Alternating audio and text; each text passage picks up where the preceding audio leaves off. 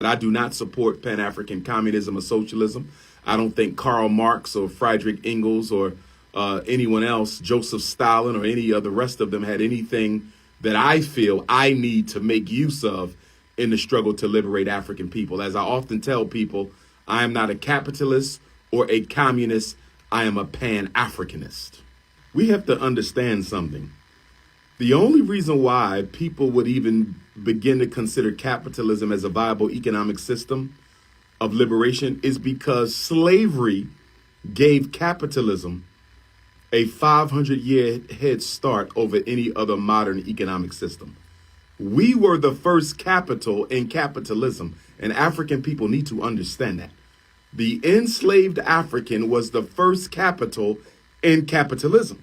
So when you force people to work 4 or 5 centuries for free and you build up wealth off of their backs, which gives birth to an industrial revolution, and you use that to tout how economically intelligent you are, it's very fraudulent because it was slavery that made capitalism what capitalism is. So along with El Hajj Malik El Shabazz, Malcolm X, fellow Pan-Africanist, child of the Garvey movement, I would agree. Capitalism has no solutions in it for black people. But what we have amongst us is we have capitalist-minded neo-Negroes who try to seduce black people into thinking that imitating the white man's economic system offers some hope for black economic liberation. And that is totally dishonest. It is opportunistic. It has no evidence to support it. Capitalism has never saved anybody. It didn't save Europe. It didn't save Asia. It didn't save Africa. Capitalism is not a system that one uses to liberate. Capitalism is the exploitation of the many by the few. Capitalism seeks to make 99% of the world the dependency of the 1% of the world. In America, we have about 100 Europeans who own more wealth than everybody else in the country. And globally, there's about 1,000 people who own more wealth than the rest of the world put together. That is capitalism. How can anyone believe that a system as exploitative, selfish, and unfair as that can be used to liberate African people? Capitalism cannot be on the table of discussion if we're talking liberation economics. As far as the privatization of industry, I believe that everything should be nationalized, or at least should be considered to be nationalized, unless the government has a rationale that would justify why any of the major industries are in the hands of private citizens. And I would dare argue that nobody but a capitalist would want to put critical industries in the hands of private citizens. For example, why is food in the hands of private citizens?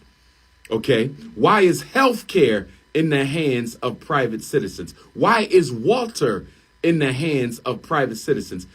Anything that is critically necessary for the survival of humanity should never be privatized. Because when you privatize food, when you privatize land, when you privatize agriculture, when you privatize water, when you privatize medical health care, you are in essence giving individuals control over the lives of others. And I don't support that. I would just like to add in here that, as far as we are concerned, there's basically 2 types of economic system. One controlled by a minority, or the one controlled by the majority.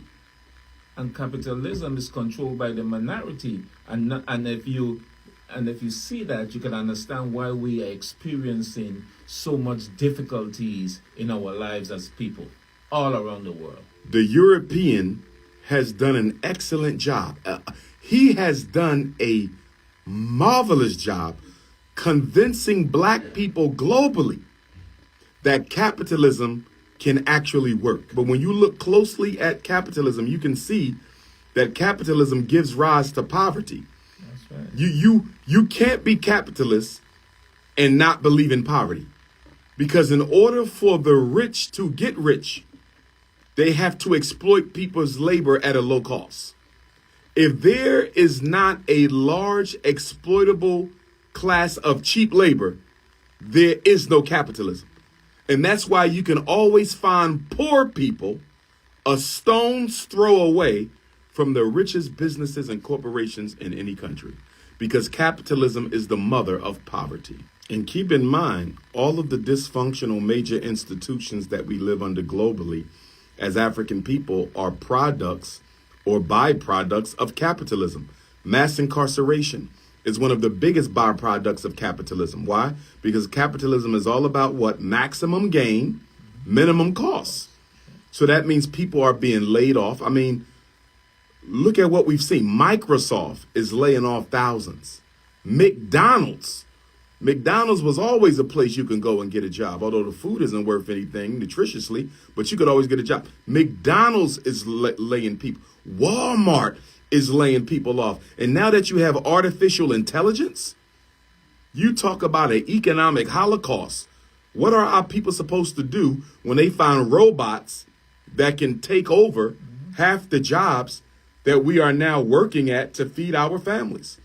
Artificial intelligence is going to create the same problem for African people that slavery created for the European working class. And that is, white men during slavery cannot feed their families.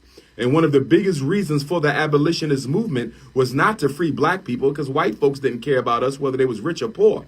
But white men needed work, and they saw the slave as the barrier to them being able to take care of their families. So when you study the origins of the abolitionist movement, it was not out of righteousness or religion. It was not out of a concern for the humanity of the slave.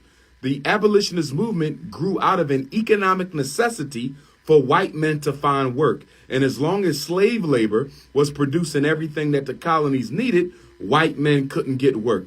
Artificial intelligence is going to create the same issue. And see, here's the central contradiction of capitalism. Capitalism is a system of greed. Greed by any means necessary. And the problem with greedy people is they don't know when to stop being greedy. And so ultimately what happens is the very system that you create is designed to destroy itself, because you go so far that the people who have to buy your cheap goods at high prices can't even find a job anymore to buy the stuff that you are making. That is exactly what gave rise to the dollar store. That's why you have dollar stores all across America now. I don't know if you have them here in the islands. Why? Because they produce all this stuff and there's nobody who can buy it. So then you just pass it off to the dollar store and they sell it for cheap. So capitalism is going to die because it's going to commit suicide. Greed has no limits. And because of that, capitalism will kill itself.